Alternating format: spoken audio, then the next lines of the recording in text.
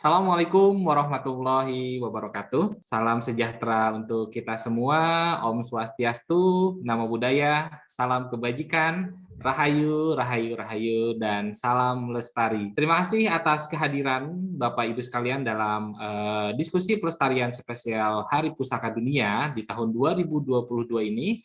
Namun sebelumnya, perkenalkan saya M. Hasbian Sajul Fahri, selaku Direktur Eksekutif Bumi Pelestarian Pusaka Indonesia. Pada kesempatan kali ini akan membuka dan menyapa kawan-kawan yang hadir dalam diskusi pelestarian kali ini.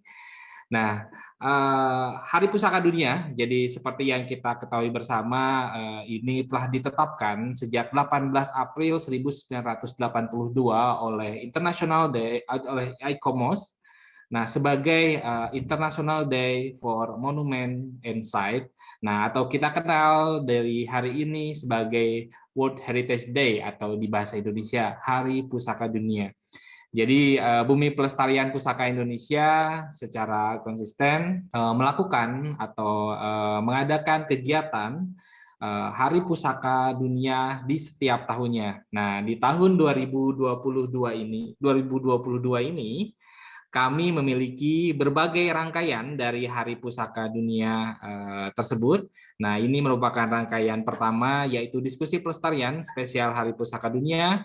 Kemudian besok tanggal 14 April akan ada RUMPI, jadi Ruang Muda Pelestari Indonesia. Nah, ini disiarkan secara live di Instagram @Indonesian Heritage Trust. Nah, nanti silakan kepada kawan-kawan sekalian pantengin informasi-informasi terkait dengan kegiatan-kegiatan BPPI di laman media sosial BPPI, di Instagram @Indonesian Heritage Trust, di Facebook BPPI Heritage, maupun di YouTube. Jadi tayangan ini atau diskusi kali ini juga nanti akan disiarkan ulang di YouTube BPPI Heritage. Nah, jadi setelah itu akan ada juga beberapa kegiatan lainnya, yaitu Saresehan Budaya. Jadi akan ada Saresehan Budaya yang berlokasi di kawasan Borobudur. Nah, dengan tema menelisik nilai-nilai pusaka budaya di kawasan pusaka alam di kawasan Borobudur. Kemudian di tanggal 18 April, nah di 18 April akan ada jelajah pusaka alam di Kebun Raya Bogor. Nah, kami juga mengundang secara terbuka kepada kawan-kawan dan sahabat BPPI di seluruh Indonesia untuk bergabung bersama kami di jelajah pusaka di Kebun Raya Bogor pada 18 April mendatang. Dan tidak berhenti di situ. Nah, nanti pada tanggal 28 April mendatang akan ada kegiatan live di Bali. Jadi di Karangasem kita mencoba mengapresiasi bahasa budaya Bali dalam konteks kekinian. Nah, sebelum memulai, mungkin kami perlu informasikan juga bahwasannya acara kali ini kami tidak berdiri sendiri. Jadi Bumi Pelestarian Pusaka Indonesia atau BPPI tidak berdiri sendiri. Kami mengajak beberapa mitra. Nah, khusus untuk acara kali ini kita berkolaborasi dengan Mandala Majapahit Udayana. Jadi dan juga didukung oleh Yayasan Arsari Joyo Hadikusumo. Dan juga mungkin kami ucapkan terima kasih juga kepada beberapa rekan yang telah hadir atau yang telah mendukung dalam kegiatan kali ini. Ada Brayat Manangkaran Borobudur, ada Seraya Podcast, Suka Pusaka Indonesia, serta Bali Kuno Santi. Oke, untuk mengawali acara kali ini, mungkin tanpa berbasa-basi lagi, saya coba, ada sebuah video tayangan pembuka. Nah, mungkin silahkan, selamat menyaksikan.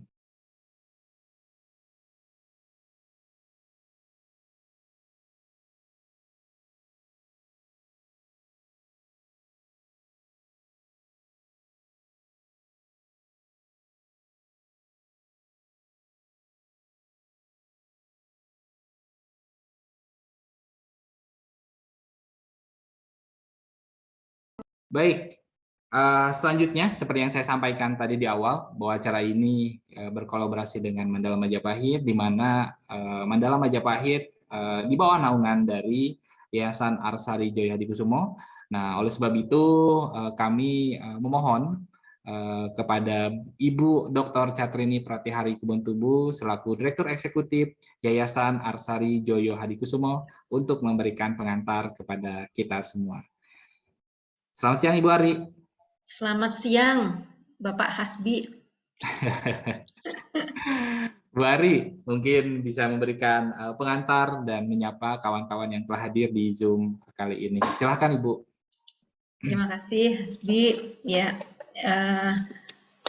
Assalamualaikum warahmatullahi wabarakatuh. Selamat siang, salam sejahtera, salam sehat untuk kita semua.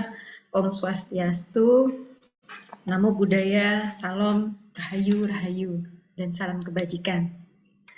Mudah-mudahan semuanya sehat dan selamat menjalankan ibadah puasa ya untuk ibu, bapak, dan para sahabat muslim dan muslimah di bulan Ramadan ini ya.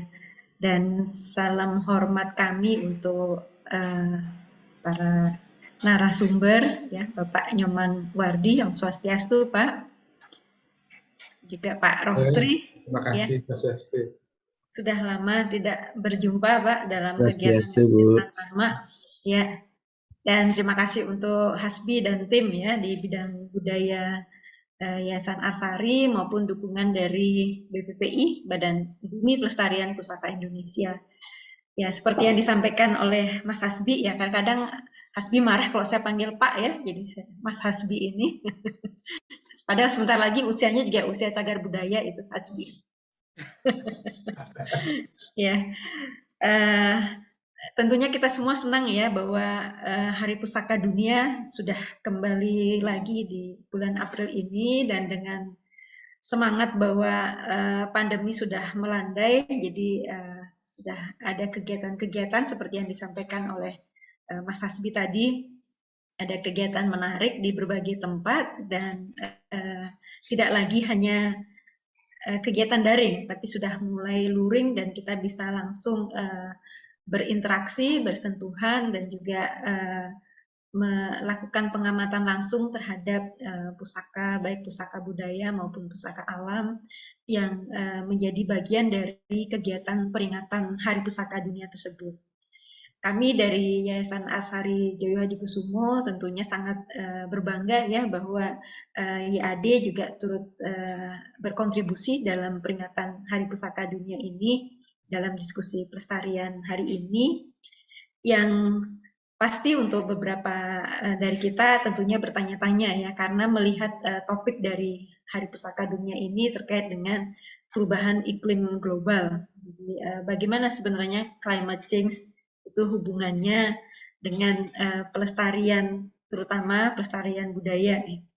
Jadi ini sebenarnya memang hal yang mengemuka sejak beberapa waktu yang lalu diangkat di dunia barat, walaupun kalau kita lebih jujur, kita sebenarnya di dunia timur, di Indonesia maupun di negara-negara Asia lainnya, sangat terkait sebenarnya apa yang kita lakukan di dalam pelestarian budaya dengan menjaga lingkungan, menjaga tidak terjadinya perubahan iklim.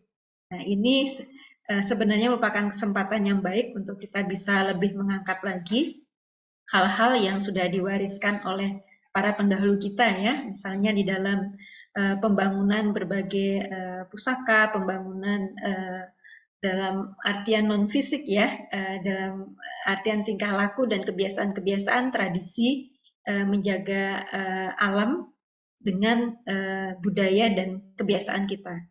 Ya, kita mendengar misalnya di berbagai tempat di Indonesia ada yang namanya hutan larangan misalnya, itu juga salah satu tradisi bagaimana mengamankan hutan dari jarahan manusia atau perlakuan-perlakuan yang membuat hutan itu rusak misalnya.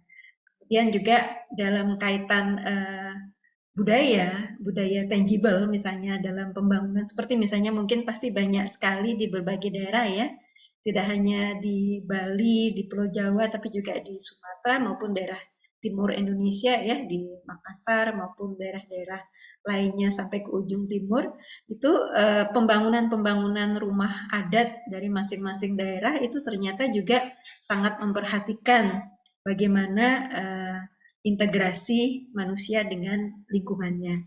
Jadi bagaimana desain-desain dibuat itu adalah ramah lingkungan, sehingga seharusnya memang tidak memerlukan AC ya, karena dibuat seperti bagaimana ruang-ruang ventilasi didesain di dalam rumah adat itu sebenarnya untuk meminimisasi tidak perlu menggunakan air condition. Kemudian juga bagaimana kebersahabatan desain tersebut dengan alam dalam kaitan bencana alam. Seperti di Nias misalnya, rumah tradisional dibuat dengan berbagai pilar di bawahnya adalah untuk elastisitas terhadap gempa. Jadi ini sebenarnya hal-hal yang menarik untuk diangkat dan dipelajari kembali dan juga di mungkin kita bisa sebutkan dipromosikan kembali bahwa berbagai nilai itu sudah ada sebenarnya di dalam kehidupan para pendahulu kita, para leluhur nenek moyang kita gitu. Nah, sekarang saatnya kita mengangkat kembali data-data tersebut, hal-hal yang berharga itu, dan saya yakin bahwa apa yang nanti akan disampaikan Pak Nyoman Wardi dengan juga didampingi Pak Rohtri pasti akan menarik untuk juga kita memahami bagaimana adaptasi dari pusaka budaya itu dalam kaitan kita menjaga dan melestarikan bumi ini, terutama sekali untuk meminimalisasi dampak perubahan iklim yang kita mulai tentunya di lokal di wilayah kita sampai akhirnya itu juga menjadi bagian dari iklim global.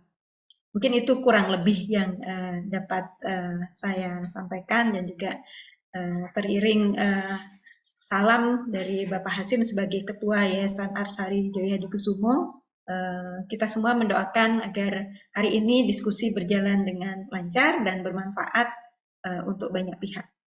Nah, mungkin itu saja yang dapat saya sampaikan. Wabillahi taufik wal hidayah. Wassalamualaikum warahmatullahi wabarakatuh. Om Santi Santi Om. Terima kasih, Hasbi. Ya, terima kasih Bu Ari telah menyapa kita semua menjelang diskusi pelestarian spesial Hari Pusaka Dunia ini. Nah, seperti yang Bu Ari tadi sampaikan, mungkin agak bertanya-tanya, kenapa sih kita temanya adaptasi budaya dalam meminimalisasi dampak perubahan iklim global. Jadi tadi Bu Ari sempat menyinggung juga tema dari World Heritage Day atau Hari Pusaka Dunia pada tahun ini adalah Heritage and Climate. Jadi kita mencoba mendefinisikan ulang atau mendiskusikan kembali bagaimana peran pusaka dalam perubahan iklim dan juga mitigasi bencana dan resikonya dan untuk mewujudkan pelestarian yang berkelanjutan seperti itu. Nah, tanpa berlama-lama lagi mungkin saya ingin memperkenalkan terlebih dahulu moderator kita pada siang kali ini. Nah, ini adalah Bapak Rohtri Agung Bawono, SSMSI. Nah, saya izin membacakan sedikit CV dari Bapak Rohtri. Jadi Bapak Rohtri Agung Bawono ini adalah seorang dosen di Fakultas Ilmu Budaya Universitas Udayana. Beliau adalah atau kelahiran Ambarawa, ini meraih gelar S1 di jurusan arkeologi dari Universitas Udayana pada tahun 1999 dan S2 di program studi ilmu lingkungan dari Universitas Gadjah Mada pada tahun 2003. Nah, kemudian sejak tahun 2004 beliau menjadi pengajar aktif di Prodi Arkeologi Fakultas Ilmu Budaya Universitas Udayana, dan dari tahun 2016 sampai tahun 2019 diangkat menjadi Sekretaris Prodi Arkeologi FIB Universitas Udayana. Nah, selain aktif di kegiatan di kampus, beliau juga berkiprah dalam berbagai organisasi profesi seperti menjadi pengurus Komda Ikatan Ahli Arkeologi Indonesia, kemudian pendiri dan pengurus aktif AGA, jadi Asosiasi Geospasialis Indonesia, dan juga ini yang paling menarik nih, sebagai seorang arkeolog, beliau juga aktif di Perhimpunan Donor Darah Indonesia Bali dan juga pemerhati sejarah Islam Bali. Nah, luar biasa. Mungkin kita sapa terlebih dahulu Pak Rotri. Selamat siang Pak Rotri. Selamat siang Mas Hasbi, agak malu CV saya dibacakan Mas. Sebetulnya kita mau membuatkan CV-nya itu tuh lebih berlembar-lembar karena CV-nya Pak Rotri namanya berlembar-lembar kawan-kawan. Iya, betul ya Pak Rotri ya, CV-nya tidak ada yang keliru kami menyampaikannya. Iya betul, sangat betul Mas. Iya. Nah sekarang lagi sibuk apa aja Pak? Ya ini untuk beberapa saat ini kan kita udah offline nih Mas. Jadi ya aktivitas kita, kegiatan kampus kita, belajar mengajar, proses belajar mengajar itu udah offline. Jadi kita di kampus gitu. Berbeda dengan beberapa waktu yang lalu kita masih daring atau online gitu. Jadi aktivitas paling banyak itu. Tapi di sela-sela itu juga ada beberapa penelitian lah Mas. Tentunya karena tanggung jawab seorang dosen bukan hanya mengajar gitu, tapi juga riset dan pengabdian tentunya kan. Tridharma perguruan tinggi apa ya? Wah, Iya, luar betul. biasa. Ini para dosen-dosen di Indonesia ini luar biasa sekali. 3 aspek dilahap sekaligus. Nah, Oke, Pak Rotri, mungkin kita berikan sepenuhnya kepada Pak Rotri untuk untuk memandu acara kali ini. Silahkan Pak Rotri, kami serahkan sepenuhnya. Iya, terima kasih Mas Hasbi. Sama-sama Pak. Jadi Assalamualaikum warahmatullahi wabarakatuh. Om Swastiastu, salam sejahtera untuk kita semua. Jadi selamat siang, menjelang sore tentunya. Ini Bapak, Ibu, dan kawan-kawan semua. Banyak ini teman-teman saya di sini, di ruangan ini. Jadi hari ini saya sangat senang sekali tentunya karena ditunjuk sama Mas Hasbi ini sebagai moderator. Nggak tahu apakah karena jabatan saya koordinator Mandala Majapahit di Udayana ini atau karena memang ada hal-hal khusus ini Mas Hasbi, nggak tahu nih saya nih. Oke, jadi pada hari ini saya sangat senang sekali ya, jadi bisa berdiskusi dengan kawan-kawan semua di ruang Zoom webinar ini, gitu, dengan menghadirkan tentunya sahabat saya, kolega saya di program studi arkeologi Fakultas Ilmu Budaya Universitas Udayana, Bapak Dr. Inyoman Wardi. Jadi beliau ini juga luar biasa tentunya kalau kita berbicara terkait dengan lingkungan, ya, terus kemudian pakar dalam kearkeologian gitu. Nah ini guru, kolega dan suhu saya ini Mas. Ya, kawan-kawan. Jadi sebelum kita masuk ke sana, mungkin saya akan menyampaikan terkait dengan tata cara nih ya. Sebelum saya menyampaikan paparan terkait dengan CV-nya Pak Wardi, ini tata cara. Jadi mohon Bapak dan Ibu, kawan-kawan semua yang hadir dalam ruang virtual ini nanti bisa mute mic gitu untuk mematikan suara pada saat acara berlangsung sehingga tidak mengganggu aktivitas tentunya ya. Selama berlangsung acara peserta dapat mengajukan pertanyaan juga ya. Tapi saya berharap bahwa pengajuan pertanyaan ini tentunya melalui kolom chat ya dengan format mungkin slash pagar tanya terus kemudian nama terus kemudian pertanyaan. Jika perlu juga nama asalnya dari lembaga selama 1 jam ke depan ya 1 jam ke depan. Jadi kita akan berakhir nanti pukul 16.30 WITA tentunya. Iya, itu ya. Jadi terkait dengan Bapak Inyoman Wardi, ya, ini sebagai narasumber kita, ya, beliau pakar dalam arkeologi lingkungan, geoarkeologi, gitu dari Fakultas Ilmu Budaya Universitas Udayana. Kira-kira Pak Wardi ini seperti apa ya, gitu kalau kita lihat ya. Ya, beliau ini sama sebenarnya, jadi hampir sama dari saya, cuman Pak Wardi ini senior saya tentunya. Beliau lulus di Universitas Udayana tahun 86, kalau saya baru 99 gitu, sangat jauh gitu. Terus kemudian masternya di Ilmu Lingkungan Universitas Gadjah Mada 99. Ya, saya 2003, Pak.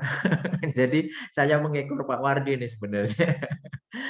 Terus kemudian gelar doktor dalam kajian budaya atau culture studies di Universitas Udayana tahun 2018. Ya, 4 tahun yang lalu lah. Terkait dengan kurikulum dan pengalaman beliau juga, bahwa beliau anggota dari KPA Kota Denpasar tahun 2017 sampai dengan sekarang, dan juga sebagai tim ahli cagar budaya, ya, tim ahli cagar budaya tingkat provinsi di Kota Denpasar. Ya. Kemudian beliau juga banyak sekali terlibat dalam kegiatan AMDAL, baik itu di Bali tentunya maupun di luar Bali, khususnya terkait dengan keahlian sosial budaya, gitu. Ya, contohnya adalah konservasi terkait dengan Pantai Legian yang ada di Seminyak, terus kemudian revitalisasi pasar umum yang ada di Gianyar, dan pengembangan pusat kebudayaan Bali di Klungkung. Ini baru ini, ya sekarang baru dibangun gitu. Mungkin tahun depan, 2 tahun lagi, ya itu udah megah sekali gitu. Ya, yang lain lagi adalah terkait dengan AMDAL penataan kawasan Pura Besakeh. Ya, tentunya bukan hanya ini yang dikerjakan oleh Pak Nyoman Wardi gitu, tapi masih sangat banyak sekali. Hampir sama kata Mas Hasbi tadi, berlembar-lembar CV-nya beliau itu gitu. Tapi ya kita ambil ya kira-kira yang inti-intinya saja lah gitu. Ya, tidak mengurangi rasa hormat saya. Ya, pada kesempatan hari ini Pak Wardi akan menyampaikan materi terkait dengan adaptasi pusaka budaya dalam meminimalisasi dampak perubahan iklim global.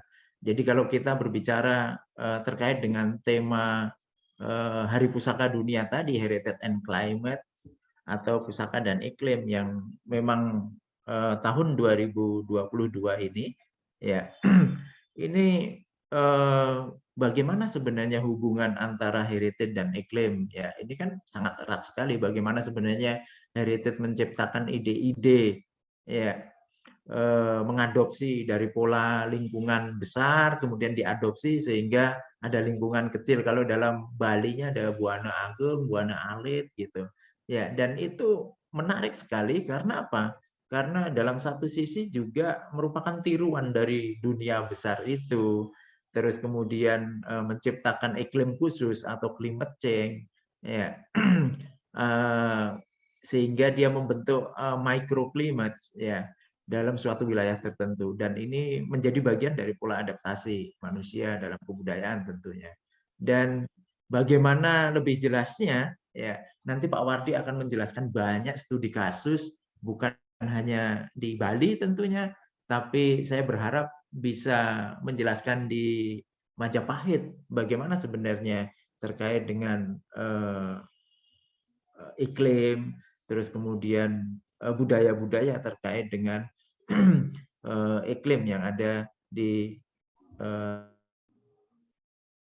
Majapahit, gitu. Ya, tanpa panjang lebar, saya menjelaskan Pak Wardi, walaupun sudah panjang dan lebar, sangat luas sekali, panjang kali lebar. Saya persilahkan Pak Nyoman Wardi untuk menyampaikan paparannya. Nanti waktunya, ya waktunya mungkin sekitar 30 menit ya Pak ya.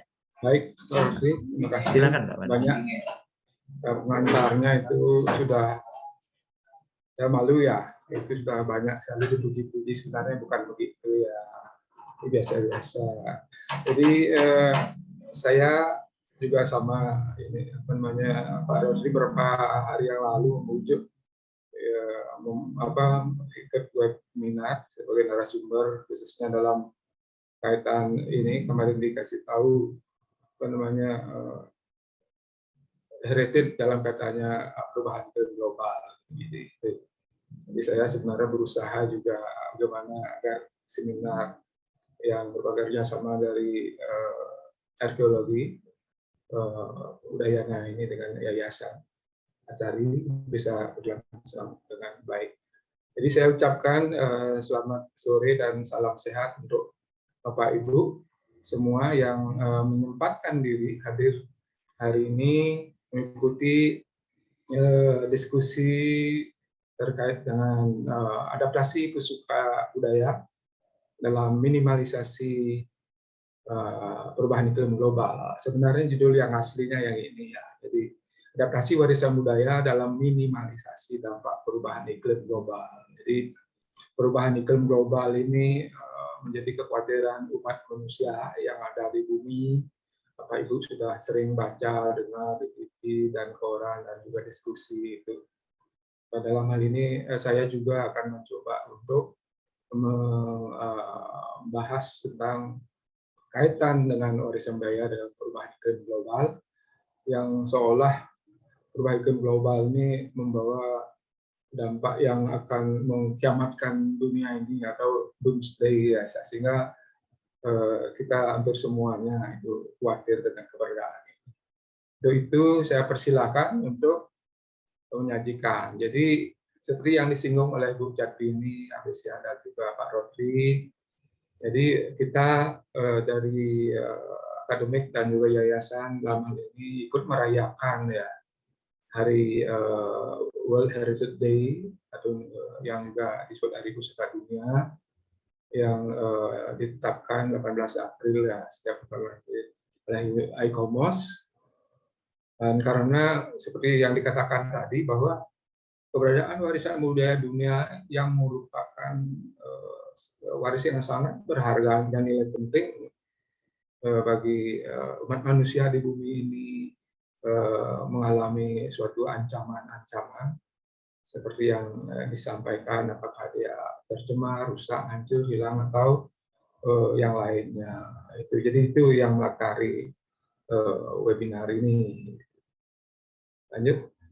Jadi seperti kita ketahui bahwa ancaman-ancaman terhadap warisan budaya, khususnya cagar budaya itu ada dari alam, dari manusia, ya.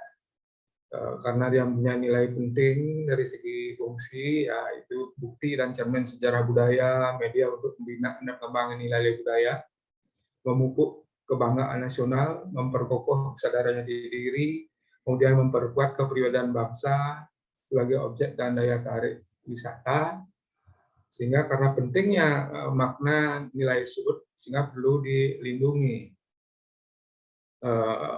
Dalam hal ini faktor manusia, yaitu sebagai bisa menjadi perusak, misalnya vandalisme, pemugaran yang menyimpang dari kaidah 5 arkeologi, penggalian atau pencarian tanpa izin, tindak pidana pencurian atau transaksi yang pernah terjadi di Bali yang sempat saya terangkan juga. Pembangunan sarana dan prasarana mega proyek juga sering kurang memperhatikan keberadaan warisan budaya arkeologi dan desakan pemukiman penduduk ini karena penduduk populasinya terus berkembang. Itu sedangkan yang lain yaitu gangguan yang ditimbulkan oleh alam, yaitu banjir, erosi, longsor, gempa bumi, dan termasuk iklim, berubah iklim yang salah satunya.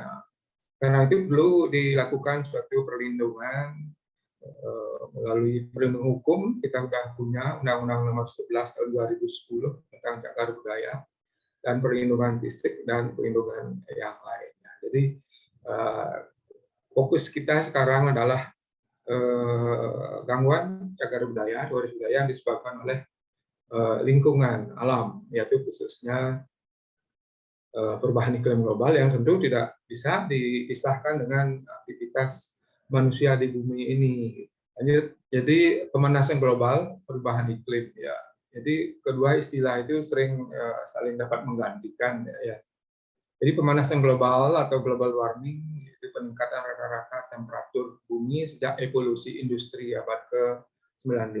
Jadi sejak tahun 1880 suhu global meningkat sekitar 1 derajat Celcius ya. atau 1,8 degree Fahrenheit. Global warming merupakan proses yang sedang berlangsung atau ongoing proses ya, yang kita alami, sebenarnya kita rasakan saat ini begitu sumpek atau panasnya ya, baik siang hari maupun malam hari. Para ahli berharap kenaikan suhu global rata-rata pada tahun 2035 itu antara 0,3 sampai 0,7 derajat Celcius ya. Itu harapannya gitu. Sehingga perlu dilakukan suatu upaya-upaya adaptasi dan mitigasi juga. Perubahan iklim global atau global climate change merupakan istilah yang saling dapat menggantikan istilah global warming. Tapi perubahan iklim atau climate change secara luas mengacu kepada perubahan secara terus-menerus rata-rata cuaca, yaitu suhu, curah hujan, kelembaban, tekanan atmosfer, suhu laut, sedangkan global warming secara lebih sempit mengacu pada kenaikan rata-rata suhu global. Lanjut. Jadi ini gambar ya, saya bukan ahli klimatologi, tapi kita sebagai arkeologi juga harus tahu juga sebagai pengetahuan umum. Jadi ada di sini di sebelah kiri itu ada disebutkan bahwa greenhouse effect is a natural process in which atmosphere gas trap the sun heat and warm the earth surface and lower atmosphere. This make earth hospitality for life. Jadi gas bumi ini ya sebenarnya bermanfaat ya, membuat bumi ini hangat dan dimungkinkan untuk kehidupan makhluk hidup khususnya manusia gitu.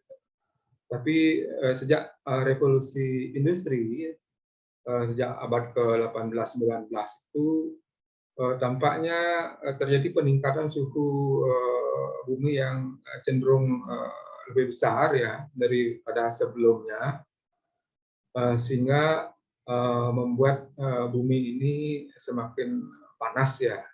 Di antaranya gas gas yang banyak memberikan sumbangan pada meningkatnya suhu iklim global ini, aktivitas seperti ini kelihatan ya, karbon dioksida CO2, ada CH4 atau gas metan atau yang lain-lainnya. Jadi secara umum seperti itu. Dan lanjut, jadi ini penelitian di Amerika ya tentang efek rumah kaca, greenhouse effect, gas emission tahun 2018 itu berhasil diidentifikasi bahwa beberapa faktor yang menyumbang terhadap meningkatnya iklim global, perubahan iklim global rumah kaca itu, yaitu diantaranya penggunaan tenaga listrik ya. Kenapa listrik? Karena listrik itu kan dinyalakan bahan bakarnya batu bara, bisa dari solar atau yang lainnya. Industri juga, komersial dan residen, pemukiman juga, agrikultur juga bisa menyumbangkan itu. Dan yang terbesar nampaknya transportasi ya, itu 29%. Jadi itu menurut hasil penelitian ini yang banyak memberikan kontribusi meningkatnya atau perubahan iklim global. Lanjut.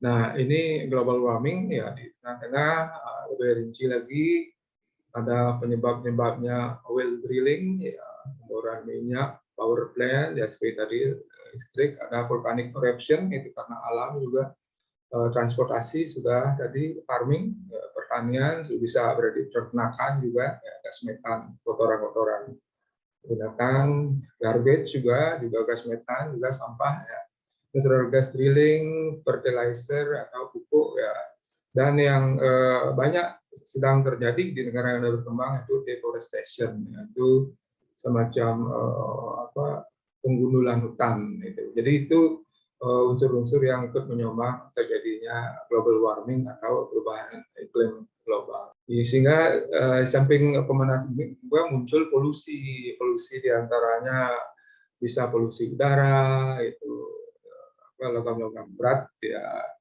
juga air juga tercemar karena banyaknya aktivitas manusia dari air danau, sungai sampai laut ya. Juga meningkatnya kemiskinan ya, juga radioaktif ya, yang banyak juga memberikan sumbangan, juga polusi tanah, dan munculnya panas juga, dan juga sinar, dan juga tentunya polusi terhadap warisan budaya kita yang kita banggakan. Jadi fokus kita terkait dengan cultural heritage ini sekarang.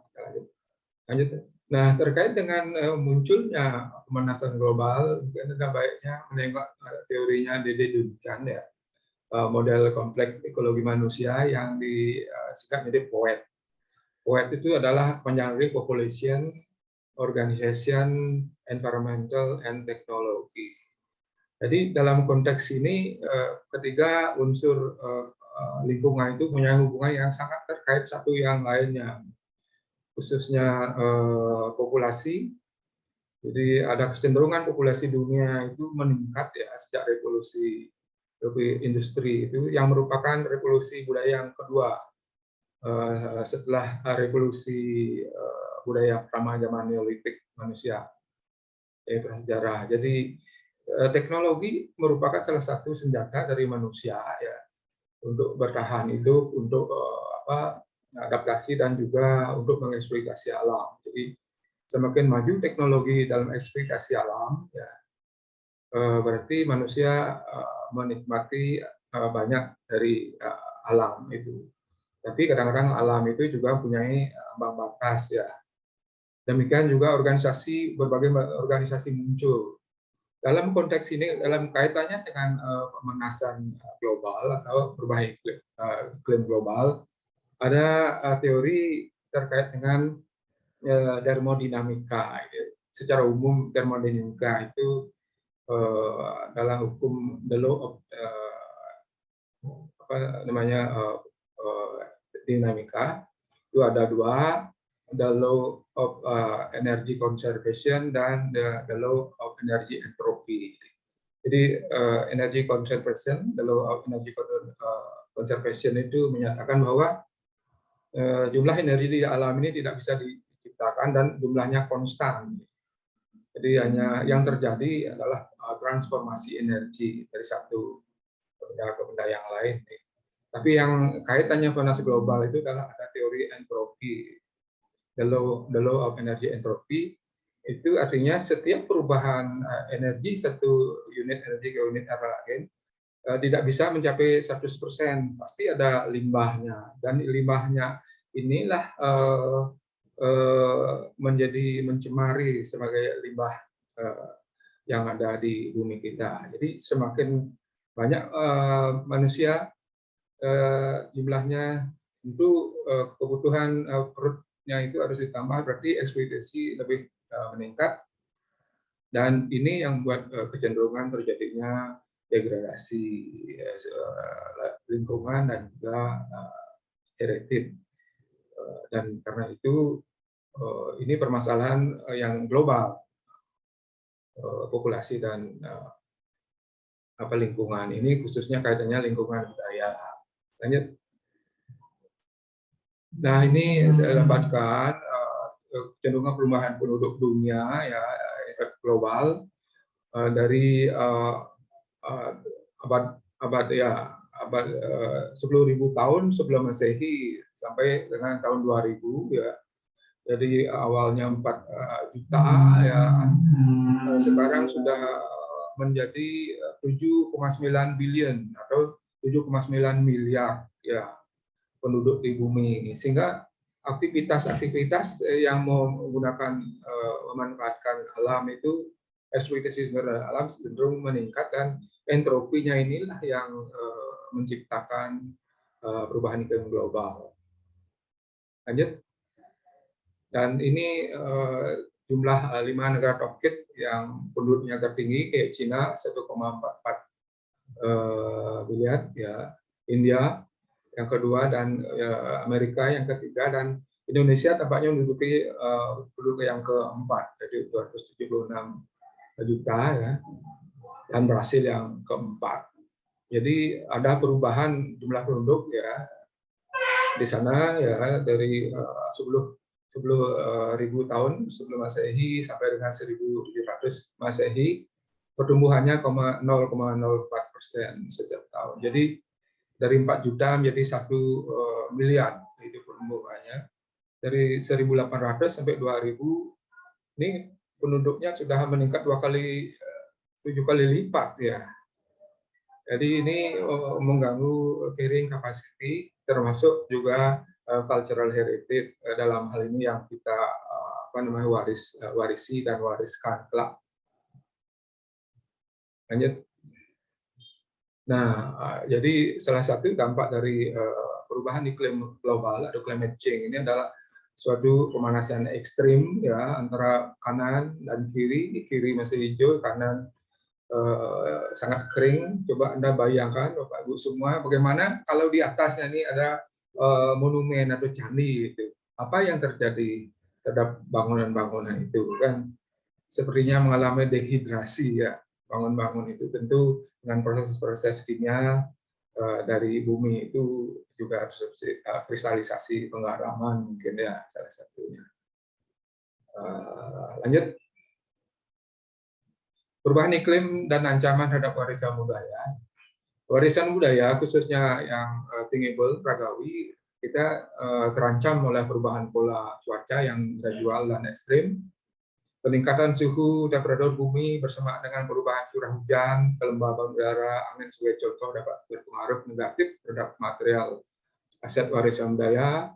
Perubahan secara merata kondisi iklim global, demikian pula perubahan frekuensi dan intensitas cuaca yang sangat tajam ekstrim dapat berdampak pada perubahan mekanisme biologis, ya, kimia, fisik dan juga budaya dalam hal ini yang mengarah ke degradasi aset warisan budaya.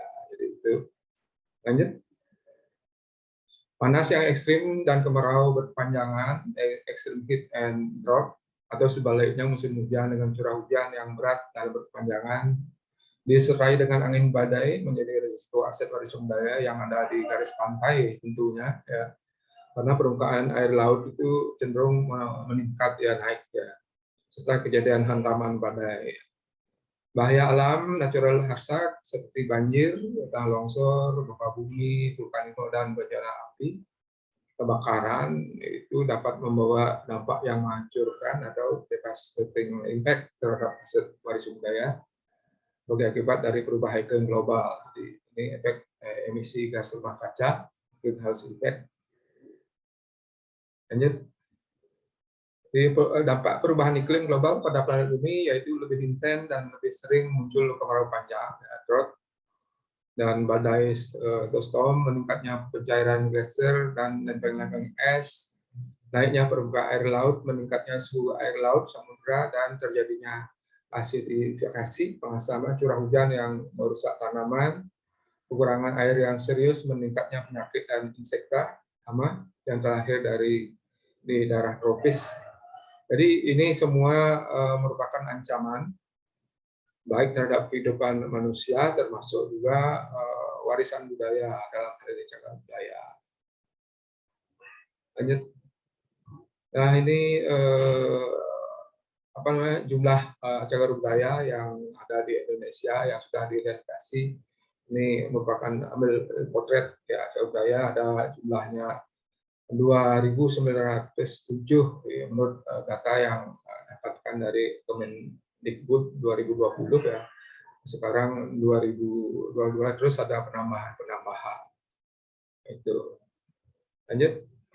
Di samping itu kita juga memiliki World Cultural Heritage ya, di negara ASEAN ini ada 38 ya, yang sudah ditetapkan oleh UNESCO World Heritage Site in Asia, dan khusus untuk Indonesia ini ada Borobudur, di antaranya ada Komodo National Park, ada Prambanan Temple, ada Ujung Kulon National Park, ada Sangiran, ada Lawrence National Park, ada Gunung Leuser National Park, Sumatera Cultural Landscape of Bali, ya khususnya Subak ya di Bali juga menjadi salah satu aset yang kita banggakan semua dan menghadapi ancaman-ancaman perubahan iklim global ini.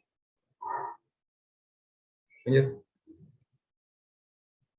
Nah, salah satu dampaknya kita lihat seperti ini yaitu Borobudur ya.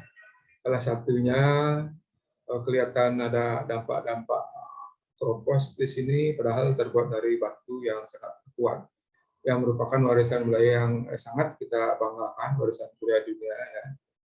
Lanjut. Ini juga ya Candi Gunung Kawi ya di Bali, dari World Cultural Heritage yang ada di Bali. Itu salah satunya adalah Candi Gunung Kawi di Das Pakerisan Pak Siring ya, berada di pinggir das yang ada di Das Pak Siring. Di sini ancaman-ancaman yang ada yaitu pengairan irigasi subak ya, kemungkinan menimbulkan longsor atau erosi. Lanjut. Nah, juga World Cultural Landscape ya yang ada di Danau Batur juga merupakan salah satu dari World Heritage. Jadi adanya ancaman-ancaman ini yaitu pada saat musim hujan ada La Nino, jadi musim hujan yang sangat panjang dan curah hujan banyak, permukaan airnya naik ya, dan satu sisi ada aktivitas pertanian yang sangat aktif ya, yang menyebabkan adanya suatu sedimentasi sehingga kecenderungan terjadinya naiknya permukaan air laut di sini. Ini juga bagian dari World Cultural Heritage dari Bali selain dari Das Pekerisa yang tadi. Lanjut. Demikian juga warisan budaya yang ada World Heritage yang lain yang di Bali, yaitu Taman Ayun ya, merupakan waris budaya dari Kerajaan Amaui abad ke-16-17 itu.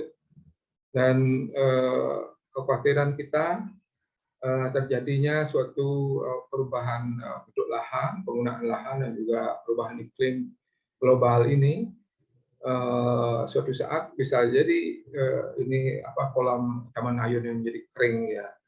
Jadi ini menjadi ancaman-ancaman serius dalam konteks global warming ini.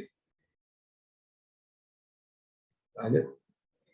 Nah, di samping itu terkait dengan iklim perubahan iklim global ini, kita di Indonesia khususnya di Bali memiliki banyak warisan budaya yang ada di pesisir. Jadi ancaman-ancaman gelombang laut dan juga abrasi itu sangat tinggi, dan kekhawatiran kita kecenderungan permukaan air laut karena terjadinya pemanasan global. Dan kondisi sekarang dibalik dari Uluwatu itu sudah muncul keretakan-keretakan. Mudah-mudahan ya tidak serius itu. Ini memerlukan suatu penanganan. Salah satu dari warisan budaya yang dibanggakan di Bali dan menjadi sumber masukan wisata itu adalah ini. Lanjut. Demikian juga tanah laut ya, yang ada di tengah laut di Bali, yang merupakan pura segara ya yang ada di laut, yang menjadi top hit dalam bagi pariwisatawan yang ingin melihat sunset di balik heritage ini.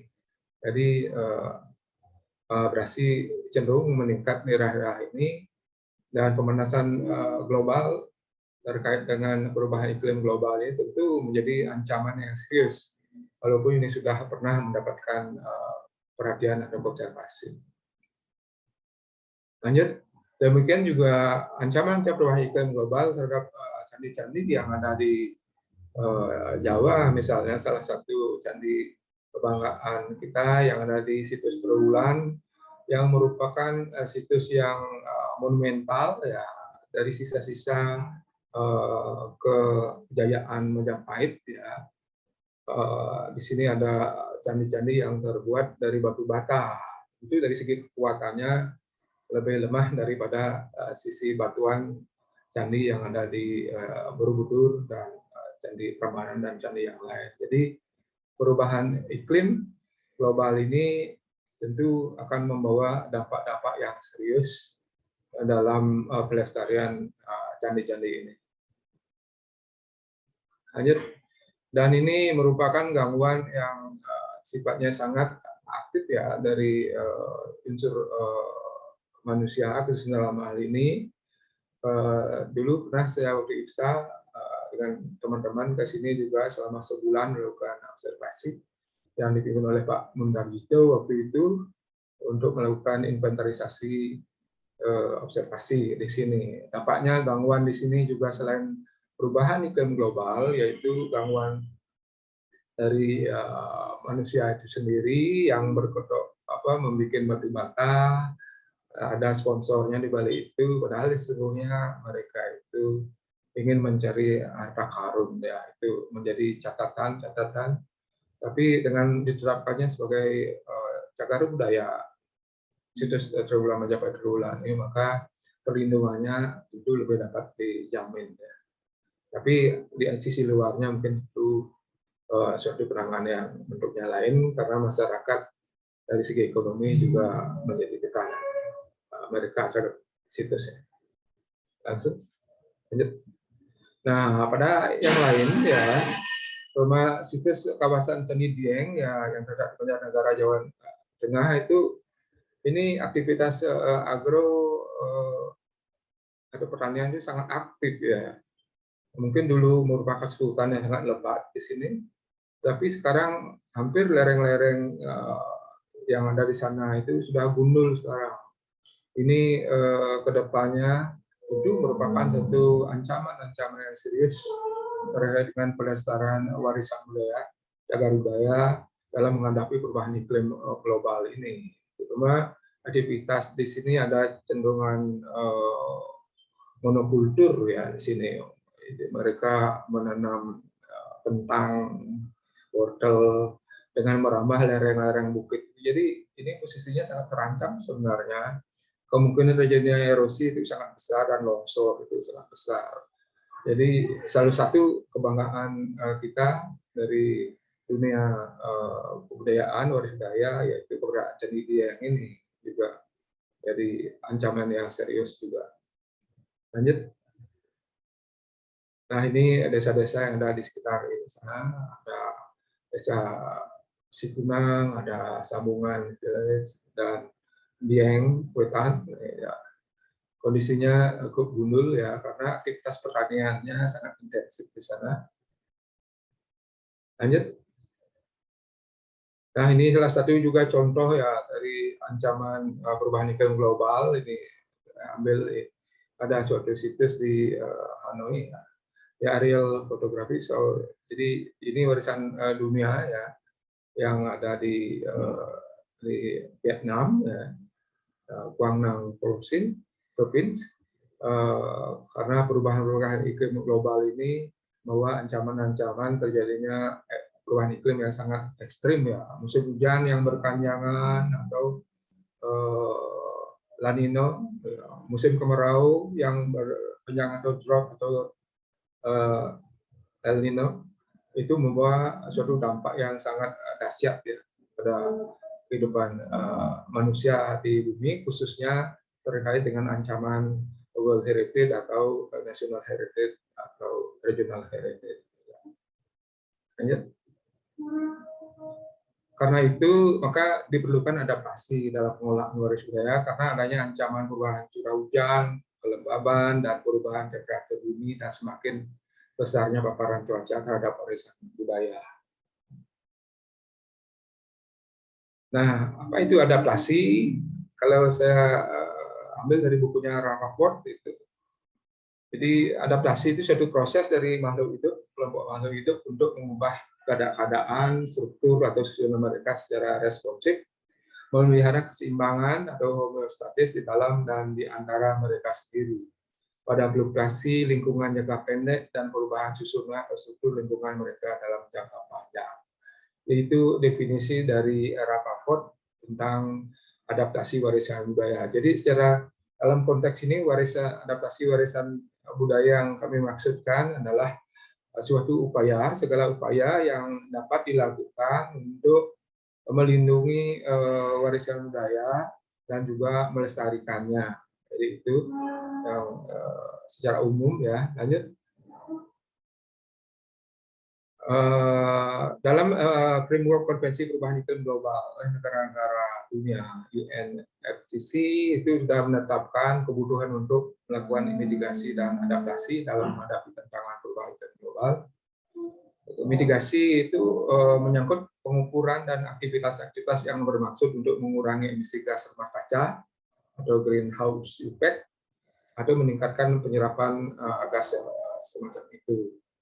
Mitigasi secara tradisional telah memberikan perhatian yang lebih dalam melakukan riset dan kebijakan perubahan iklim daripada adaptasi. Dalam bidang variasi budaya, mitigasi dapat melibatkan perbaikan efisiensi energi seperti dibilang Ibu Chandrini, di negara-negara tropis kita tidak perlu menggunakan AC.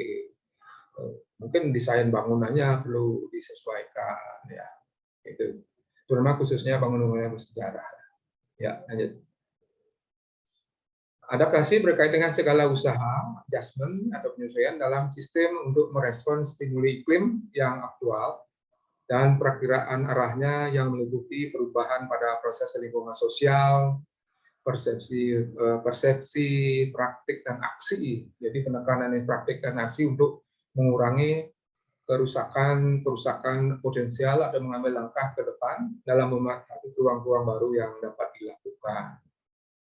Itu adaptasi secara umum, ya. Nah, saya tertarik dengan teorinya Ernest yang dikenal dengan teori deep ekologi. Jadi teori deep ekologi ini adalah sebuah teori dan gerakan etika atau filsafat lingkungan yang pertama kali diperkenalkan oleh Ernest, jadi seorang filsuf Norwegia. Deep ekologi merupakan bentuk perlawanan terhadap pandangan antroposentris yang memarginalkan lingkungan. Jadi teorinya lanjut. Etika lingkungan hidup yang dikembangkan dalam deep ekologi dirancang sebagai etika praktis, jadi bukan etika normatif saja, tapi praktis, jadi sebagai sebuah gerakan. Artinya prinsip-prinsip moral etika lingkungan harus diterjemahkan dalam bentuk aksi nyata dan konkret. Jadi itu menjadi garis besar yang perlu diingat, ya. Bukan normatif, bukan filosofis, bukan. Jadi bagaimana mewujudkan dalam bentuk aksi. Deep ekologi suatu gerakan yang menuntut dan didasarkan kepada perubahan paradigma secara mendasar dan revolusioner, yaitu perubahan cara pandang terhadap alam dan lingkungannya dan nilai dan perilaku. Terutama gaya hidup, ya, gaya hidup modern di dunia modern ini cenderung yang glamor, ya yang konsumtif, ya. Nest tentang gaya hidup, dia mengeluarkan slogan simple in means but great in end. Jadi sederhana, ya, dalam peralatan, tapi kaya dalam tujuan kita.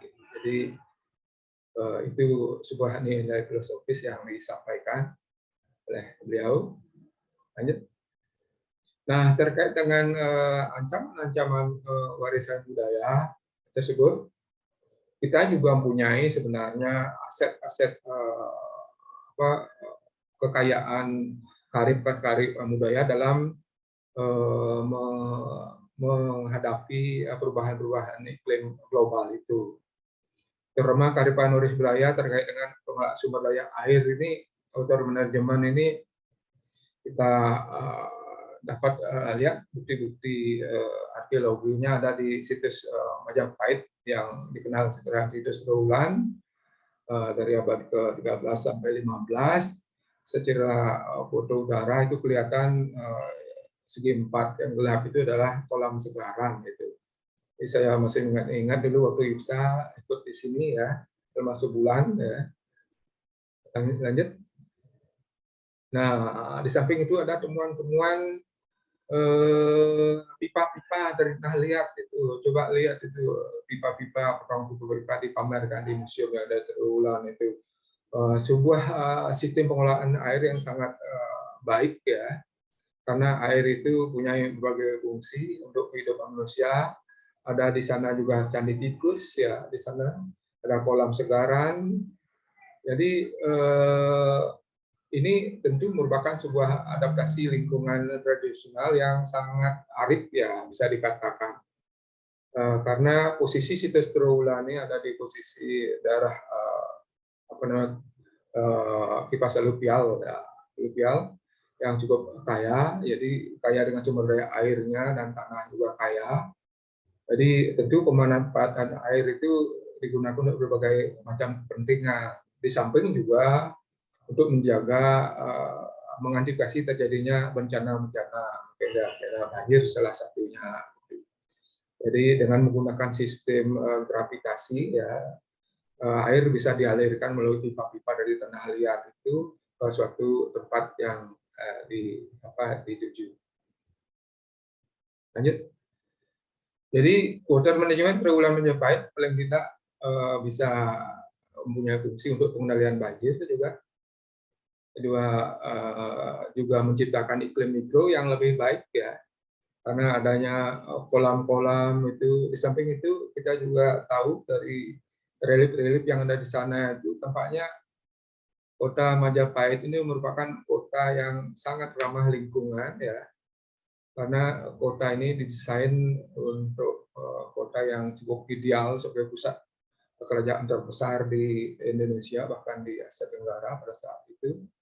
Juga untuk irigasi pertanian dan juga kultural religius, itu juga tempat-tempat suci itu banyak membutuhkan sumber daya air bersih yang seperti terutama yang ada di tempat-tempat pertanian. Itu juga sebagai suatu predikat sosiokultural politik dalam percaturan politik di Asia Tenggara bahkan tingkat global. Jadi itu ya untuk Majapahitnya sebuah kearifan lingkungan sudah muncul di sana dari desainnya. Lanjut. Demikian juga secara umum kita di Indonesia itu punya struktur kosmis dalam konteks warisan budaya, baik itu warisan budaya tangible maupun intangible. Secara umum konsep kosmologi di Indonesia, apalagi di Bali ya, itu secara umum dibagi menjadi 3 ya, alam atas, alam tengah, dan alam bawah. Ya, alam atas itu alam dewa dan diasosiasikan dataran tinggi dari gunung bukit itu sebagai representasi dari alam dewa. Alam tengahnya ada di pusat pemukiman atau pusat-pusat kerajaan seperti Trawulan itu. Sedangkan di Majapahit waktu itu di Gunung Penanggungan ya alam atasnya, alam bawahnya yaitu alam tempat makhluk-makhluk bawah. Jadi revitalisasi kearifan budaya kosmos magis ini sangat perlu ya dilakukan, dan ini dalam konsep oposisi biner di Bali disebut Kaja Cloud ya. Kaja itu berarti tempat yang tinggi atau gunung, Cloud itu adalah segara atau laut. Jadi tampaknya Majapahit pun juga desain seperti itu yang mengimplementasikan alam-alam kosmis itu triloka, triguana itu dalam bentuk tata ruang atau desain kerajaan dari hulu sampai ke hilir ya. Lanjut. Nah kalau di Bali dia sudah lumrah sekali disebut dengan Kaja itu adalah arah gunung, tempat yang tinggi gitu. Dan Cloud itu artinya laut. Gitu. Jadi konsep ini menurut hasil yang pernah saya baca merupakan konsep Austronesia asli ya. Kita di Indonesia secara umum itu termasuk subras Austronesia dan juga yang lainnya. Jadi gunung itu identik dengan alam dewa, sedangkan alam tengah itu kerajaan itu alam manusia, dan alam bawah itu kalau itu adalah alam makhluk-makhluk bawahan. Itu. Jadi demikian diimplementasikan kosmologi yang bersifat abstrak itu dalam bentuk tata ruang dan tata bangunan yang ada di Kerajaan Majapahit, kerajaan yang ada di Bali juga daerah-daerah lain ya tentunya. Ini merupakan suatu original cultural wisdom bisa dikatakan. Nah kalau dilihat gambarnya seperti ini ya saya dapatkan. Jadi di hulunya itu di Majapahit atau di Trowulan itu ada Gunung Penanggungan. Saya dulu pernah juga di sini mendaki gunung ini sama almarhum Bu Wuryani. Sedangkan di hilir itu ada Laut Jawa. Jadi pusat-pusat kerajaan Majapahit itu ada di tengah-tengah ya. Jadi sangat arif dalam memanfaatkan sumber daya alam di pusat kerajaan itu. Jadi ada ruang-ruang kosong ya, juga ada sistem hidrologi yang sangat arif ya dalam menata lingkungan itu, sehingga dari segi kearifan budaya ini sebenarnya perlu kita revitalisasi dalam menghadapi perubahan iklim global ini. Karena justru nilai kearifan budaya ini yang banyak memberikan kontribusi dalam memecahkan masalah-masalah perubahan iklim global saat ini. Karena kita terlalu dicekoki oleh budaya barat yang materialistis dan cenderung eksploitatif ya, mengeksploitasi sumber daya alam melebihi dari kemampuan alam itu sendiri, sehingga alam itu murka dan menjadilah dia bencana atau doomsday, kan itu bencana dunia ya. Lanjut. Jadi konsep yang tadi itu masih hidup di Bali sampai sekarang, mulai dari kerajaan Bali kuno misalnya, yang itu puncaknya ada di Puncak Penulisan, pusat kerajaannya ada di Pejeng Budahulu, dan lautnya ini masih dicari-cari antara Bukit Jimaran, Sanur, Sakenan, dan juga Gianyar itu. Jadi terkait dengan itu ya, itu kearifan-kearifan budaya yang bisa kita revitalisasi ya untuk meminimalkan dampak-dampak negatif dari perubahan iklim global itu. Jadi kita sebenarnya Indonesia itu kaya dengan kearifan nilai-nilai budaya itu. Dan dari Katolik, dan sekarang saya ambil ini menurutnya untuk mengidentifikasi 16 rintangan terkait dengan adaptasi Horesum Budaya terhadap perubahan iklim global, yaitu di kelompok menjadi 3 kelompok ya. Jadi rintangan-rintangan itu ada rintangan institusi, yaitu di sini masalah politik ya, politik lingkungan ini sebenarnya sangat penting ya, kesadaran pemegang kekuasaan. Jadi kurangnya komitmen politik atau lack of political commitment dalam menjaga dan melestarikan lingkungan, khususnya cagar budaya, warisan budaya. Kemudian masalah rintangan teknik, lack of technical expertise. Memang karena kita negara berkembang, teknologi itu masih kurang bagi kita. Dan yang lain yaitu rintangan finansial, lack of funding. Negara berkembang pada umumnya angka kemiskinannya masih banyak, sehingga konsentrasi pemerintah dalam membuatkan APBN, APBD itu sangat porsinya kecil ya untuk penanganan benda-benda warisan budaya atau cagar budaya ini. Itu rintangannya. Kemudian praktik adaptasi terbaik minimalisasi dampak perubahan iklim global. Jadi ini saya dapatkan dari para ahli, menurut para ahli yang ada di dunia, di Eropa dan Amerika itu, khususnya dalam manajerial dan keputusan adaptasi Horesum Budaya terkait dengan perubahan iklim, diantaranya itu tingkatkan pengadaan dana. Ini masalah dana ini. Dalam hal ini sebenarnya pariwisata itu mestinya paling depan dia, panglima dia, karena pariwisata yang justru menikmati, mengkonsumsi dari warisan budaya itu. Tingkatkan yang kedua, produksi pengetahuan dan diseminasi, penyebaran informasi ya. Kemudian mengajak berbagai pihak, stakeholder, berpartisipasi dalam adaptasi warisan budaya untuk beradaptasi. Lanjut. Dan promosi dan perkuat tingkatkan monitoring dan pemeliharaan terhadap warisan budaya. Ini sangat penting ya, promosi dan monitoring ini. Kemudian ubah dan tingkatkan rencana pengelolaan agar memasukkan ancaman perubahan iklim ya, di mana-mana ini menjadi suatu tantangan yang global yang sangat baru dan sangat mengancam, sehingga perlu diubah teknik-teknik pengolahannya. Kemudian yang keenam, perbuat regulasi dan panduan adaptasi warisan budaya. Jadi regulasi ini juga kuat, ya harus kuat secara normatif dan juga terapannya gitu. Jangan ada regulasi tapi dia tidak tajam atau mumpung, tidak punya gigi untuk menghukum orang-orang yang melakukan kesalahan atau pelanggaran. Gitu. Ini termasuk juga di Bali, ya, warisan dunia kita, kemana akan arahnya ini di Bali. Demikian di tempat lain. Kemudian yang terakhir, terus bekerja melakukan mitigasi perubahan iklim untuk mengurangi risiko di masa mendatang.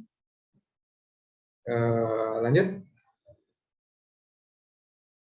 Catatan terkait dengan praktik terbaik adaptasi khususnya monitoring dinyatakan, lakukan pengecekan kondisi monumen secara teratur, lakukan monitoring secara reguler, pastikan bahwa batuan material bangunan tidak destabilisasi oleh hilangnya mortar atau semen dan karena kerusakan pelapukan batuan. Adaptasi dengan sistem perekaman digital itu dipentingkan, mengabadikan memori kehidupan orang sekarang dengan sistem digital. Digitalisasi itu semua dan buat itu dapat diketahui oleh semua orang. Lakukan pencatatan dan gunakan sistem recording teknologi ini, lakukan scanning. Jadi itu merupakan teknik-teknik dalam adaptasi, ya, adaptasi terhadap perubahan iklim global, ya. Merupakan suatu ancaman bukan saja di daerah tropis tapi subtropis juga demikian, ya. Lanjut. Adaptasi regulasi, ya, ini mungkin perlu kita lakukan, ya, insentif untuk pelestarian serta pengurangan pajak bumi dan bangunan untuk bangunan bersejarah merupakan salah satu contoh peran aktif pemerintah melindungi pusakanya. Ini asalnya dari Pak Hasim, ya, pernah dulu tahun 2015 saya dapatkan. Jadi perlu memang suatu peringanan pajak-pajak tanah, ya, karena tanah yang ada di sekitarnya itu pada umumnya kalau di Bali tanah subak itu banyak milik-milik petani, ya. Kemudian insentif pajak warisan budaya pada pengusaha pariwisata, karena pariwisata itu yang paling banyak menikmati sumber daya budaya arkeologi ini sudah tentu ikut berkontribusi dalam menjaga kelestarian sumber daya budaya ini melalui pajak-pajak yang dikenakan dalam restoran, penginapan itu mungkin 0,5%, mereka tidak akan mengeluh tapi itu tampaknya belum dilakukan, padahal sumber pemasukan di hal di Bali itu warisan budaya itu cenderung menjadi sapi perahan, dia hanya dieksploitasi saja untuk kontribusi pelestarian dan juga bagi penggiat arkeologi itu masih kurang. Ya. Kemudian perubahan tata guna lahan, ya, misalnya di kemungkinan terjadinya longsor itu karena ada sistem irigasi, perendahan irigasi yang sangat aktif seperti di Gunung Kawi itu. Jadi bisa tidak diubah itu menjadi perkebunan lahan kering sehingga cenderungan terjadi longsor itu bisa diminimalkan. Jadi itu adaptasi regulasi, ya. Lanjut. Nah, ini terkait dengan warisan budaya dunia, World Cultural Heritage, ya, maupun warisan nasional yang lain itu memerlukan suatu perhatian, ya, yang sangat penting dari semua sektor atau dari semua stakeholder, ya, melakukan intervensi, ya, khususnya terkait dengan warisan budaya dunia yang di Bali aja tidak jelas ini bagaimana siapa yang memelihara dan merawat dan juga mencegah atau mengintervensi jika terjadi pelanggaran. Terancam jumlah sublahnya terus mau berkurang, sekitar heritage juga semakin mendesak bangunan-bangunan pariwisata seperti restoran, homestay atau menginap atau yang lain. Ini tampaknya kita harus bergerak ini semua secara bersama-sama. Tentu pemerintah tidak boleh lepas tangan. Jadi itu yang bisa saya sampaikan dalam konteks adaptasi warisan budaya dalam menghadapi perubahan iklim global ini merupakan suatu hal yang sangat penting bagi kita dalam menghadapi perubahan iklim global ini. Jadi kita sampai sini dulu. Mari kita lanjutkan dengan acara selanjutnya. Saya persilahkan Pak Rofi. Ya, terima kasih Pak Wardi. Jadi dari paparan Pak Wardi menarik sekali ketika tadi menyinggung terkait dengan studi kasus itu ya. Jadi banyak studi kasus yang dipaparkan oleh Pak Wardi, ada Borobudur sebagai contoh, terus kemudian ada Gunung Kawi, ada persandian yang ada di Dieng gitu. Bagaimana sebenarnya pola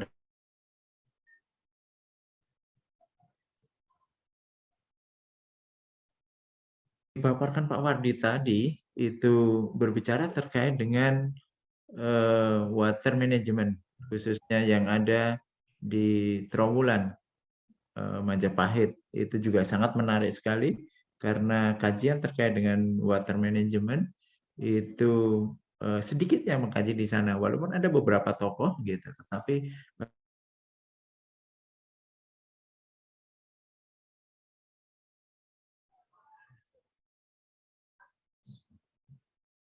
ya, ini pertanyaannya adalah berbicara terkait dengan warisan, beliau ini sangat suka dengan warisan budaya nih, warisan budaya nenek moyang kita tentunya.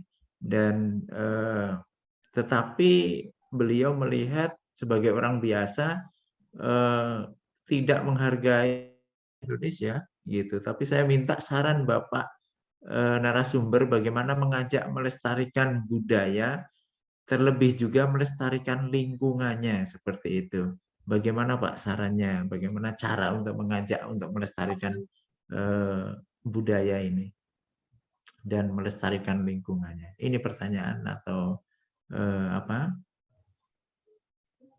dari Mas Wonosuryo. Silakan Pak Wardi. Baik Pak Rofi, dari terkait dengan suatu komentar ya dalam pelestarian waris budaya dan juga lingkungan. Jadi dalam perkembangan kehidupan modern ini kita sangat banyak dipengaruhi oleh nilai-nilai kapitalisme ya dan konsumerisme gitu intinya. Jadi kita cenderung dibawa ke pikiran-pikiran materialistis seperti Marxis.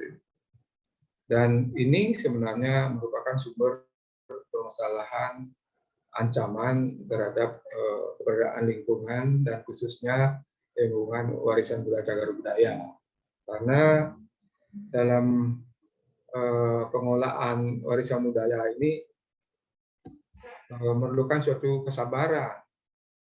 Itu kesabaran dalam arti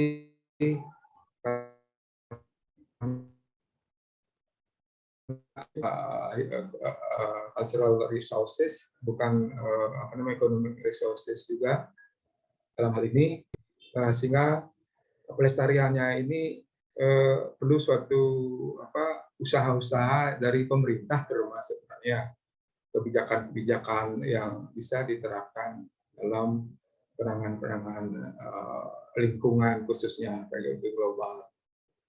Jadi dalam hal ini merevitalisasi warisan budaya, salah satu seperti saya sampaikan itu ketika ada pengelolaan sumber daya air yang ada di situs Trawulan dan juga di tempat-tempat lain, konsep oposisi biner, kajak laut, gunung, laut itu sangat penting ya untuk disadari maknanya. Ternyata makna dari Karipal Lingkung itu punya makna luas terkait dengan konsep siklus hidrologi makro. Konsep kajak laut, gunung, laut itu, di mana sumber daya air yang mengalami transformasi dari cair di laut, kemudian menjadi uap, kemudian menjadi curah hujan turun di gunung dan sampai ke sungai dan menghidupi dan yang lainnya itu sampai air ke laut. Demikian siklusnya terus-menerus, seperti siklus kehidupan kita budaya yang saya tadi sebutkan itu di Majapahit itu ada di hulunya Gunung Penanggungan, di hilirnya ada Laut Jawa. Sedangkan pusat kerajaannya ada di tengah. Itu persis juga pada zaman balik kuno seperti itu. Di hulunya ada puncak penulisan, di tengahnya pusat kerajaan Pejeng Bedugulu, dan lautnya ada di Bali Selatan gitu. Jadi itu merupakan suatu penyadaran tentang konsep abstrak triloka, alam atas, tengah, dan alam bawah itu diimplementasikan dalam konteks lingkungan alam gitu. Di konsep yang abstrak, bagaimana cara mengimplementasikan gitu. Dengan menjaga kesakralan di kawasan yang dataran tinggi, pegunungan, karena dia memberikan kontribusi sumber daya air yang untuk kehidupan manusia itu. Demikian juga yang lainnya. Jadi demikian juga siklus itu sama dengan kehidupan kita di alam ini, ada lahir, hidup, dan mati kan gitu ya. Dan sungai-sungai itu dipelihara dengan baik. Demikian juga yang ada di Bali dan Majapahit, ini merupakan sebuah kearifan lingkungan yang perlu direvitalisasi dalam bentuk kebijakan-kebijakan yang punya nilai-nilai positif atau hukum. Ya. Itu mungkin yang bisa saya sampaikan. Karena untuk melakukan perubahan-perubahan ini mental kita, karena dicekok oleh materialisme sekarang ini dari barat ini bermasalah. Kita harus perlahan yang mengajak generasi muda dalam menangani masalah-masalah perubahan iklim global, khususnya dalam menjaga kelangsungan hidup warisan budaya yang punya multifungsi ini. Itu Pak Rodri. Iya, terima kasih Pak Wardi. Itu tadi jawaban untuk Mas Wonosuryo ya, dari narasumber Pak Dr. Nyoman Wardi. Ini yang beruntung ternyata Mas Hasbi kelihatannya. Mungkin Mas Hasbi bisa menyampaikan secara langsung terkait dengan pertanyaannya. Saya silakan Mas Hasbi. Wah, manusia beruntung hari ini, Pak ya. Oke, terima kasih Pak Rodri, dan terima kasih juga Pak Wardi atas pemaparannya, sangat menarik sekali. Dan juga sebetulnya itu tuh membuat saya berintrospeksi juga dan melihat apa yang terjadi di sekitar kita. Nah, terkadang seperti ini Pak Wardi, seringkali dalam proyek atau pekerjaan penataan justru kita membuat masalah dalam proyek-proyek pelestarian tersebut kayak gitu, yang tadinya mungkin tidak terjadi apa-apa di kawasan pusaka atau situs warisan budaya itu, tapi setelah kita lakukan penataan, program pelestarian di situ justru menimbulkan masalah-masalah. Sebagai contoh misalnya itu tuh di Borobudur. Nah, di Borobudur dibuat, dipercantik seperti itu, tapi dampaknya hari ini setiap hujan deras terjadi banjir seperti itu. Dan juga mungkin beberapa waktu lalu, di tahun lalu mungkin sedang hangat-hangatnya pembangunan di berbagai pusaka dunia, baik budaya maupun alam. Nah, mungkin di pusaka dunia di Komodo, kemudian di Taman Nasional di THRS Sumatera. Nah, itu juga jadi berbagai kegiatan-kegiatan yang mungkin niatannya baik, tapi seringkali tidak sesuai, jadi malah merusak kayak gitu. Nah, bagaimana tanggapan dari Pak Wardi nih melihat fenomena ini, dan seperti apa yang bisa kita lakukan khususnya bagi para pelestari pusaka budaya untuk melestarikan pusaka yang secara berkelanjutan ini. Itu mungkin Pak. Silakan Pak. Silakan Pak Wardi langsung terkait dengan pertanyaan dari Mas Hasbi tadi. Silakan. Mas Hasbi ya, sekarang tantangan dalam pelestarian atau konservasi warisan budaya itu semakin kompleks ya. Berbagai faktor itu menyebabkan karena suatu perubahan-perubahan secara degradasi, termasuk juga dari arkeologi ya,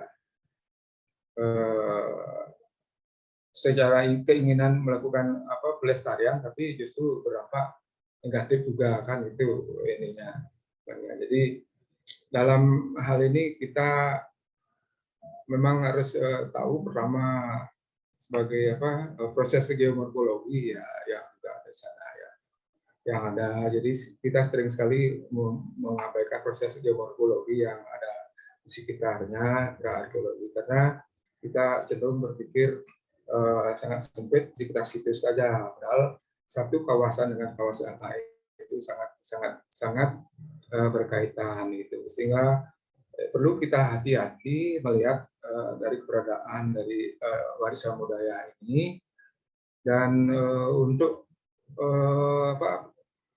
itu kita harus betul-betul siap dengan data tentang geomorfologi yang ada di sana, dan juga ada data tentang cagar budaya itu sendiri, dan juga partisipasi masyarakat ya, ini penting sekali dalam menjaga kelestarian warisan budaya itu.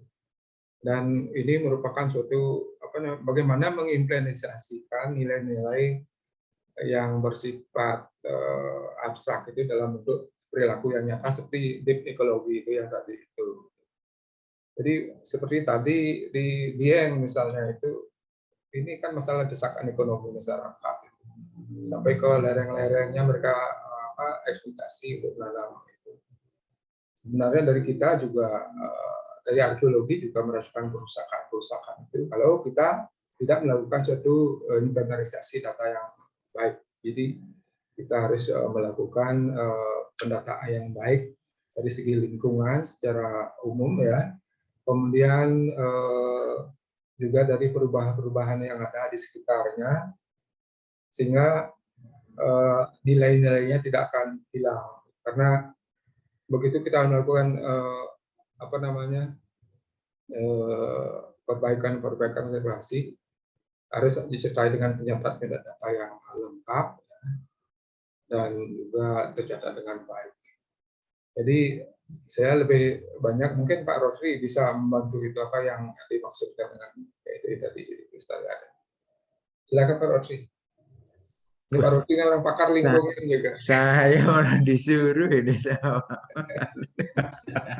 Luar biasa, tapi menarik kalau kita berbicara terkait dengan penataan itu sebagai contoh Borobudur itu, karena itu dari awal memang sangat sangat bermasalah khususnya terkait dengan penataan. Tapi seiring dengan waktu sebenarnya kan semakin baik gitu, tetapi masih ada beberapa hal yang mungkin terjadi dampak karena terkait dengan penataan itu. Nah, itu yang memang terjadi di banyak tempat itu, bahwa ketika kita melakukan kegiatan penataan itu ternyata kita tidak memikirkan dampak yang lain yang muncul kemudian ya. Sebagai contoh, bagaimana jalur air itu berjalan, dia dari mana ke mana kan terkadang lalai kita gitu. Padahal sebenarnya ya balik lagi bahwa itu sebenarnya udah merupakan jalur yang lama gitu, terus kemudian dibangun, pada akhirnya di situ kena gitu. Tapi ya anyway ya, jadi balik lagi sebenarnya waktu kita sudah habis. Mas Hasbi, saya boleh minta waktu lagi atau enggak ya untuk satu orang penanya aja? Ya, Atau boleh. sudah close Khusus ya? buat Pak Rotri, gimana? Boleh lah, satu lah. Tapi jangan lama-lama, Pak. Enggak, ini bukan saya sebenarnya. Ini ada kawan-kawan, ini ada mahasiswa juga. Mahasiswa saya banyak sekali di sini, Mas. Kawan-kawan gitu. dosen juga banyak. Kawan-kawan saya dari arkeolog juga banyak gitu. Mungkin dari kawan-kawan yang lain yang tidak sempat menulis di kolom chat, saya persilahkan satu orang saja untuk mengajukan pertanyaan, satu pertanyaan. Mungkin nanti 1 menit, kemudian Pak Wardi bisa menjawab 5 menit lah. Begitu, saya silakan. Ada kawan saya, Mas Iril dari negeri antah berantah. Mas Iril, ada Mas Alwan Hadi, terus kemudian ada Fredrik Tokan dari kawan saya dari Lembata, tadi hadir juga. Ya, silakan. Atau mahasiswa nih banyak sekali nih. Oh, memang kelihatannya nggak ada Mas Hasbi. Itu Pak Akub katanya mau tanya itu. Oh, Pak Akub, silakan Pak Akub. Ini yang punya Majapahit nih. Silakan Pak Akub. Sebenarnya mengenai pelestarian yang berkaitan dengan budaya itu memang seperti yang dikatakan banyak orang, memang membuat orang jadi sadar itu memang itu penting. Dan yang tidak kalah pentingnya memang peran pemerintah. Ini sering dari kita sendiri pelaku di lapangan itu dengan aturan atau kebijakan-kebijakan yang dibuat sehingga kita tidak bisa apa-apa gitu. Ini mungkin menarik sekali kalau dilakukan pengkajian dan tidak akan ada habisnya yang berkaitan dengan pelestarian aturan dan dengan masyarakatnya. Yang perlu dicermati itu memang kalau konsep-konsepnya mengenai perencanaan memang nanti sebab akibat itu yang sering kita lalai, memang baik itu dari lingkungan alamnya maupun lingkungan sosial masyarakatnya. Itu dampak-dampaknya yang seperti ditarakan oleh Mas Hasbi dengan Pak Roktri tadi, sering kita lupa, baik itu dampak lingkungan alam maupun dampak lingkungan sosialnya. Kerusakan-kerusakan dari dampak sosial itu memang banyak sekali. Misalnya penyadaran akhirnya yang dilakukan itu sendiri terjadi kesalahan. Itu memang sering lupa dalam merencanakan untuk tata kelola pelestarian. Itu sendiri kita di lapangan sering ngalami seperti itu. Nah, memang untuk ini antara keseimbangan alam dengan keseimbangan sosial masyarakatnya itu memang ini perlu, ini mungkin Pak Wardi ini juga saya mohon tanggapannya. Keseimbangan itu nanti juga efeknya itu tidak kepada alamnya saja, pada aspek sosialnya itu yang sering kita jumpai. Itu yang perlu saya bukan hanya nanggapin, ini juga perlu kita bahas bersama. Ini sering tabrakan aturan-aturan itu yang dilakukan oleh pemerintah, terus kita tidak bisa apa-apa sebagai eksekusi di lapangan. Itu perlu bagaimana ucapan dicarikan jalan keluar gitu ya, dari sekian banyak baik perencanaan terus akhirnya akibat di lapangan. Itu perlu dicarikan jalan keluarnya sampai detik ini. Solusi yang tepat itu bagi kita pelestari cagar budaya itu memang belum punya resep yang jitu gitu loh. Mungkin Pak ini tidak, Pak Wardi mungkin punya resep yang jitu untuk teman-teman pelestari budaya, Pak. Itu terutama di lingkungan Trowulan, Pak. Mohon masukannya, resep-resep apa yang harus dilakukan oleh teman-teman untuk mengurangi dampak lingkungan baik sosial ini yang belum ataupun lingkungan alamnya itu. Selain ini ya, selain penyadaran dan kebijakan-kebijakan dari pemerintah, mungkin sekarang ini kan IT berkembang itu ya. Nah, itu bagaimana itu? Terima kasih. Sementara itu saya kembalikan ke Pak Roktri. Ya, makasih Pak Akop. Silakan Pak Wardi. Mungkin Pak Wardi punya resep yang jitu nih. Ini kata-kata dari Pak Akop. Silakan. Masih teringat waktu saya di perhimpunan itu sangat prihatin ya melihat degradasi situs yang kita banggakan Majapahit ya, di di Indonesia, sedang ada di dunia. Ya. Tetapi satu sisi perongrongan terhadap situs itu banyak terjadi, semua berkedok pada ekonominya, sama masyarakat kecil. Gitu. Sebenarnya balik masyarakat itu yang eksploitasi tanah menjadi bata, misalnya itu kan ada investor-investor ya, yang bikin produksi bata gitu. Tapi di balik itu sebenarnya mereka ingin mencari harta karun, kan itu yang kita tidak tahu. Tapi motivasi itu pasti ada. Itu sehingga membuat kita kesulitan, kita berbenturan pada petani itu langsung yang punya lahan itu. Sedangkan petani itu lahannya itu milik pribadi, banyak warisan budaya yang ada di bawahnya. Sedangkan yang bergerak di balik itu kan ada investor itu, Pak. Sama dengan kasusnya budidaya kentang misalnya jadi dia yang itu investornya di belakang dia bermain. Sedangkan yang melakukan perusakan lereng-lereng itu kan petani itu tampaknya. Sehingga ini menjadi permasalahan yang cukup kompleks juga, Pak. Kecuali pemerintah ikut turun tangan dan juga mengimplementasikan Undang-Undang Cagar Budaya Nomor 11 Tahun 2010 secara efektif ya. Tentu kita dengan berhadap dengan masyarakat yang miskin, yang tertekan ekonomi itu tidak bisa begitu saja. Jadi proses edukasi ini memerlukan waktu ya, penyadaran yang sangat panjang ya. Memang salah satu caranya harus seperti yang saya katakan itu, dunia perwisata itu merupakan determinan faktor ya dalam hal ini. Bagaimana bisa membangkitkan sadar masyarakat bahwa itu aset budaya itu juga aset ekonomi dalam konteks pariwisata.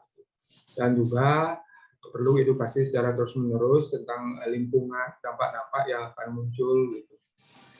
Jadi ini di mana-mana itu mengalami, jangankan di sana. Di Bali sendiri yang sudah ditetapkan sebagai World Cultural Landscape, ada 4 situs World Cultural Landscape, Kawah Batur, Taspak Keresan, Royal Temple Mangui, dan Caturangga Batu Karu itu kan sekarang pengolahannya tidak jelas gitu.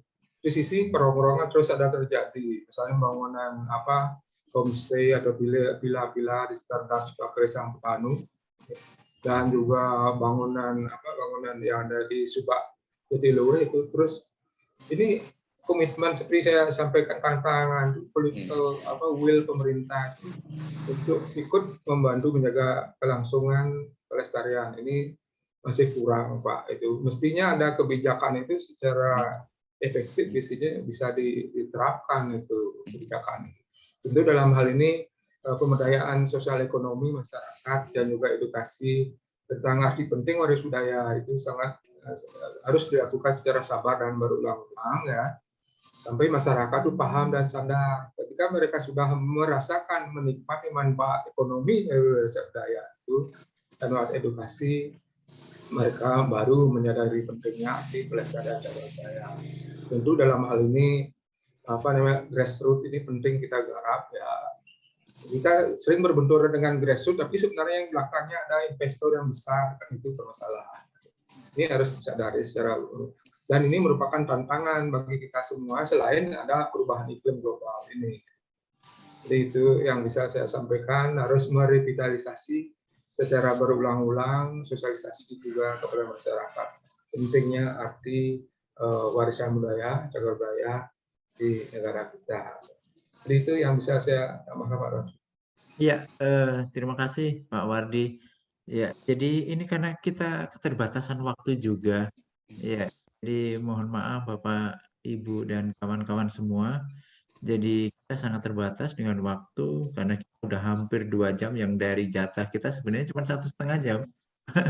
Mohon maaf Mas Hasbi. Ya, jadi demikian, saya tidak akan menyimpulkan apa hasil dari paparan Pak Wardi, tapi kita sendiri tahu bahwa ada keterikatan antara heritage dan iklim ya, atau lingkungan lah.